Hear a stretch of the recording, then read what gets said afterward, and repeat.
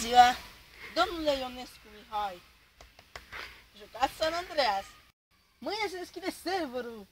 Vă așteptăm cu plăcere! Pa, pa! Vom căuta mai mulți playeri! Click! Să rămână! Jucați San Andreas multiplayer! Mâine se deschide serverului! Nu! Facem documentarul serverului San Andreas multiplayer roleplay România! România e de câțiva! Da! Opriți măcelul!